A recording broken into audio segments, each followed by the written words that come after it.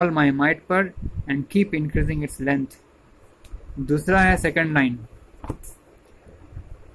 Second and last line of third stanza में भी hyperbole का इस्तेमाल हो रहा है, जैसे कि ये to at once play both and good and bad, to love against all odds and still say strong.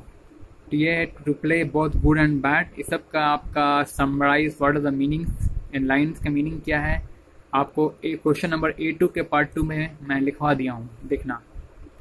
A2 के A में आ जाओ। I, who does I refer and to and you refer to the above stanza? I refer to the speaker child and you refer to the his or mother in above। यहाँ पे his oblique her है, आप लोग लिख लेना ठीक से। I refer to speaker he bracket में child and you refer to his oblique her mother in the above stanza। B में देखिए, what element does the speaker compare the mother with? The speaker compares her mother with the force। एक element है force, that is bracket में toughness, and the wall bracket में है world और life. World और life, ये संसार अथवा जीवन।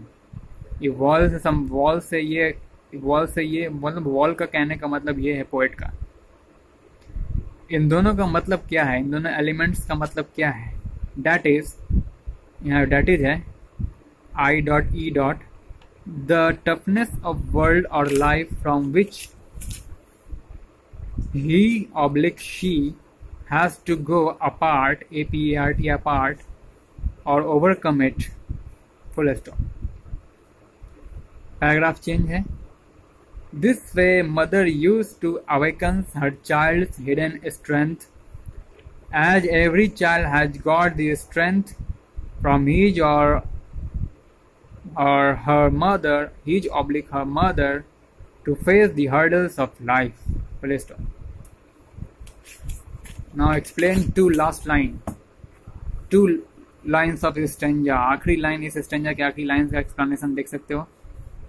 According to the last two lines of this stanza, the speaker is talking about the chain of mother's love, at which he oblique she hammers many times while moving around the world for the fulfillment of materialistic dreams। ये क्या है? materialistic, सांसारिक मनोकामनाएं, यानी कि सपने और इच्छाएं, desires।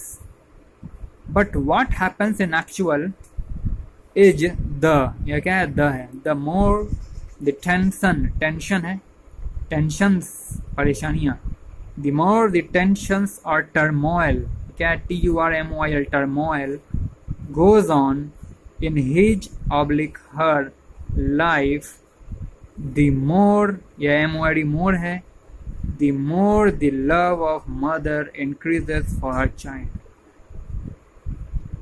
आगे पैराग्राफ चेंज करके, mother is always there to support her child even against the hurdles cultivated by her child's worldly dreams or desire। Mother is always there to support her child even against the hurdles cultivated by her child's worldly dreams or desires।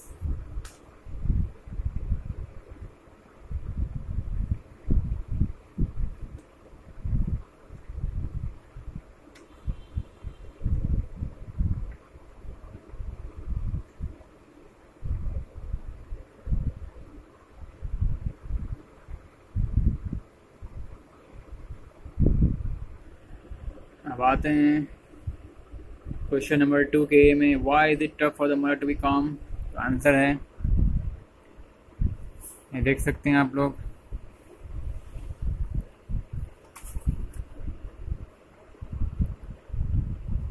To का, it is tough for the mother to B काम because of emotions and sentiments for her child. बस इतना ही है, full stop कर दीजिएगा।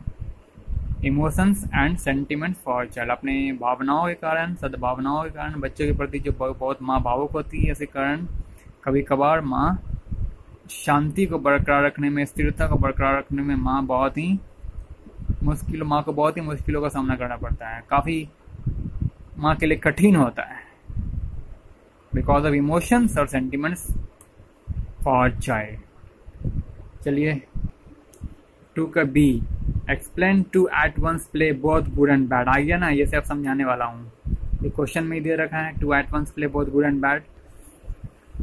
देखिए B का, the mother always needs to act both good and bad for the upliftment of her child. क्या है अपलिफ्टमेंट, यानी कि उत्थान। UPLIFTMENT। वर्ड गलत नहीं होना चाहिए फेयर कॉपी में किसी का, इसलिए पढ़ा दे रहा हूँ, दिखा दे रहा हूँ। शब्द का एक एक वर्ड का स्पेलिंग के साथ पढ़ दे रहा हूँ। बिल्कुल गलत मत लिखना, फेयर नोट्सबुक में मैम चेक करने वाली हैं, ठीक है। The mother always needs to act both good and bad for the upliftment of her child. Paragraph change करके लिखो, शी हैज टू बी, यहाँ क्या है B, she has to be good in order to bring her child in right path. और strict, यहाँ पे में तो कोई स्ट्रिक्ट लिखा हुआ है, STRICT, स्ट्रिक्ट और बैड। और स्ट्रिक्ट लिख दो या फिर बैड लिख दो। ये देखिए मैं क्या किया हूँ, एंड कर दिया हूँ, एंड स्ट्रिक्ट ब्रैकेट में बैड है। मदर को, माँ को कभी कभार बहुत ही सख्त भी बनना पड़ता है, जो कि पोएम के मुताबिक बैडनेस है। बैडनेस है पोएम के अकॉर्डिंगली, ये बैडनेस है ऑथर के मुताबिक। वाई टू जज, जे है JUDGE, जज। टू जज weather her child is on right platform और नॉट। ऐसा ये राइट प्लेटफॉर्म और नॉट, कोई दिक्कत नहीं। सी में आइए, सी में identify two rhyming word from the stanza, also write the rhyming scheme of the poem. देखो राइमिंग वर्ड क्या है इस लास्ट स्टैंजा में, इस स्टैंजा में राइमिंग वर्ड क्या है। दो पेयर पूछा है, पहला पेयर ये हुआ, दूसरा पेयर ये हुआ। Not be mad both good and bad, पहला pair. To come along still stage strong, ये दो पेयर हुआ of rhyming word from the stanza. अब rhyming scheme of the poem देखिए, फर्स्ट स्टैंजा का राइमिंग स्कीम में AABB, AABB।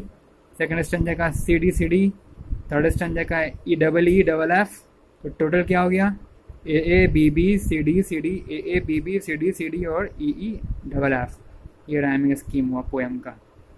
कैसे हुआ, जब आओ किताब खोलो, सब कोई किताब में देखिए। ये है इजी चाइल्ड, जहाँ जहाँ चाइल्ड प्रोनाउंसिएशन हो रहा है लास्ट में, चाइल्ड माइल्ड, उसको आप एक कहो, सिंबलाइज AA। जहाँ जहाँ चाइल्ड हुआ वहाँ AA। अपार्ट और हर्ट, ये BB एक जैसा लग रहा है। जो प्रोनाउंसिएशन एक जैसा लगे उसको एक नाम से, एक अल्फ़ाबेट से डिनोट करिए। अब देखो सेकंड स्टैंजा में साइट फिर माइट, तो साइट को अगर हम C कहेंगे तो माइट कहलाएगा C। अब देखो स्ट्रेंथ और लेंथ, ये एक जैसा प्रोनाउंसिएशन है, तो स्ट्रेंथ को हमने D कहा तो लेंथ भी क्या कहलाएगा, D। अब आइए थर्ड स्टैंजा में, जो मैड बैड, ये भी एक जैसा लग रहा है, तो अगर मैड को E मैंने कहा, मैड को E कहें तो बैड E कहलाएगा, बैड भी E।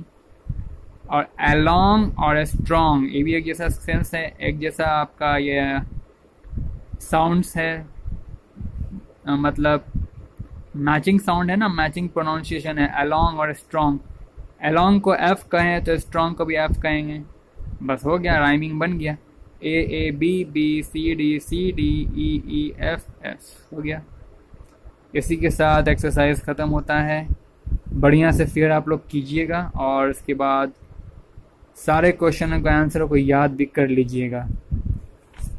मिलते हैं अगले वीडियो में। Thank you very much.